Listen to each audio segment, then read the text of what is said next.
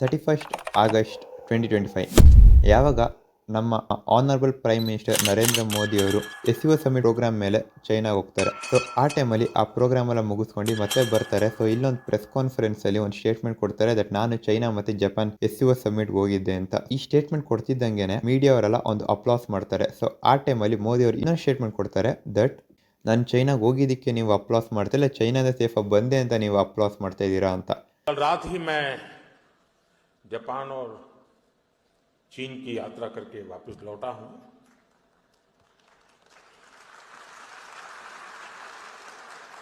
आप गया था इसकी ताली बजा रहे हो, आया हूं इसकी ताली बजा रहे हो।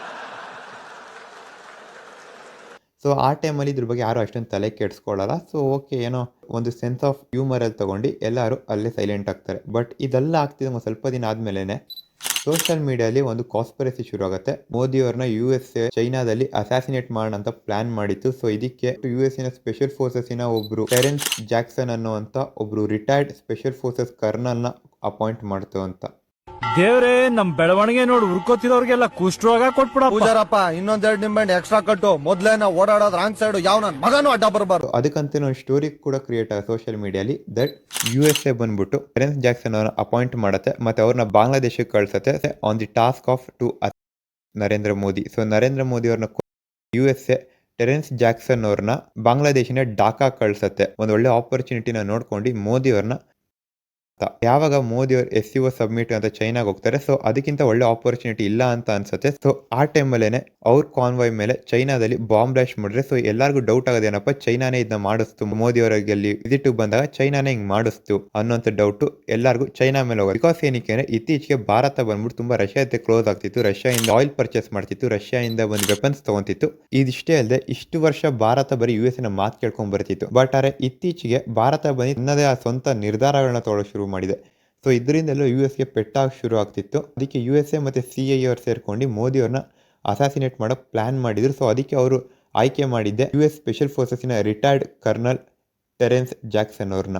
ಒಂದು 6 ಅಡಿ ಇರ್ಬೋದು ನೀವು, ನಿನ್ನ ನೈಟ್ ವೈಟ್ ನೋಡಿದ್ರೆ ಗೊತ್ತಾಗುತ್ತೆ. ಒಂದು 6 ಅಡಿ ಇರ್ತೀಯ ನೀನು, ದೇಹ ಬೆಳೆದಿದೆ, ಬುದ್ಧಿ ಬೆಳೆದಿಲ್ಲ ನೋಡಿ ನಿನಗೆ. ರೈ ಸ್ವಲ್ಪನಾದ್ರೂ ಇರಬೇಕು, ನಾಚಿಕೆ ಮಾನ ಮರ್ಯಾದೆ ಏನಾದ್ರು ಇಟ್ಕೊಂಡು ಜೀವನ ಮಾಡಬೇಕು ಅಂತ ಒಂದು ಸ್ಟೋರಿ ಕ್ರಿಯೇಟ್ ಆಯಿತು. ಮತ್ತು ರಷ್ಯಾಗೆ ಈ ಇನ್ಫಾರ್ಮೇಷನ್ ಗೊತ್ತಾಗ್ತಿದ್ದಂಗೆ ರಷ್ಯಾ ಅವರು ತನ್ನ KGB ಏಜೆಂಟ್ಸ್ಗಳನ್ನ ಆಕ್ಟಿವೇಟ್ ಮಾಡಿ ಬಾಂಗ್ಲಾದೇಶನ ಕ್ಯಾಪಿಟಲ್ ಢಾಕಾದಲ್ಲಿ ಇದ್ದಂಥ ವೆಸ್ಟಿನ್ ಹೋಟೆಲಲ್ಲಿ ಏನು ಟೆರೆನ್ಸ್ ಜಾಕ್ಸನ್ ಅವ್ರ ರೂಮ್ ನಂಬರ್ 808 ಅಷ್ಟೇ ಆಗಿರಲ್ಲ. ಸೊ ಆ ಹೋಟ್ಲಲ್ಲಿ ಅವ್ರು ಕುಡಿತಿದ್ದಂಥ ಆಲ್ಕೋಹಾಲ್ಗೆ ಒಂದು ಪಾಯ್ಸನ್ ಹಾಕ್ಬಿಟ್ಟು ಅವ್ರನ್ನ ಅಲ್ಲೇ ಸಾಯಿಸ್ಬಿಡ್ತು ಅಂತ ಒಂದು ಕಾನ್ಸ್ಪಿರಸಿ ಶುರು ಆಗುತ್ತೆ. ನಿಜಾನ ಅಥವಾ ಒಂದು ಮಿತ್ತ ಅನ್ನೋದನ್ನ ಈ ಕಂಟೆಂಟಲ್ಲಿ ತಿಳ್ಕೊಳ್ಳೋಣ ಬನ್ನಿ.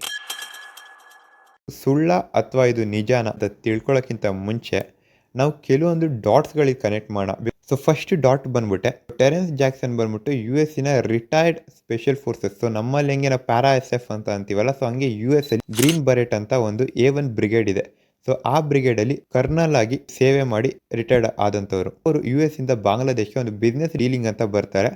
ಬಟ್ ಅಲ್ಲಿ ಬಾಂಗ್ಲಾದೇಶಲ್ಲಿ ಅವ್ರದ್ದು ಫೋಟೋಸ್ಗಳು ವೈರಲ್ ಆಗುತ್ತೆ ದಟ್ ಅವ್ರು ಬಂದು ಬಾಂಗ್ಲಾದೇಶಿನ ಸೋಲ್ಜರ್ಸ್ ಟ್ರೈನ್ ಮಾಡ್ತಿದ್ದು.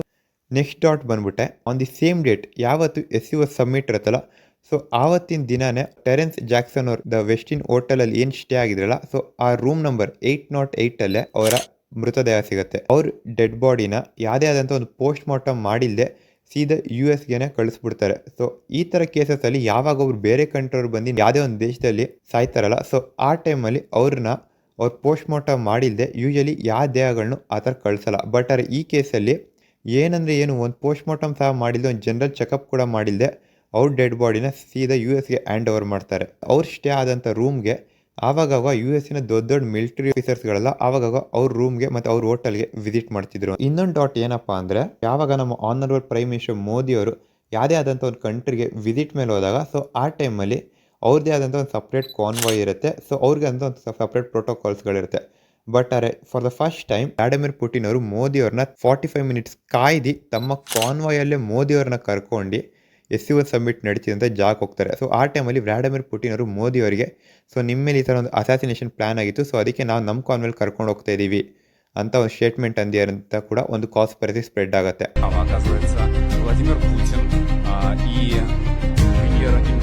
ಒಂದು news channel US special forces ಅವರಿಗೆ ಒಂದು ಲೆಟರ್ ಬರೆಯುತ್ತೆ ದಟ್ ಇವಾಗೇನು ಸೋಷಿಯಲ್ ಮೀಡಿಯಲ್ಲಿ ಈ ಥರ ಒಂದು ಮಿತ್ ಸ್ಪ್ರೆಡ್ ಆಗ್ತೀಯಲ್ಲ, ಇದು ನಿಜಾನ ಸುಳ್ಳ ಅಂತ.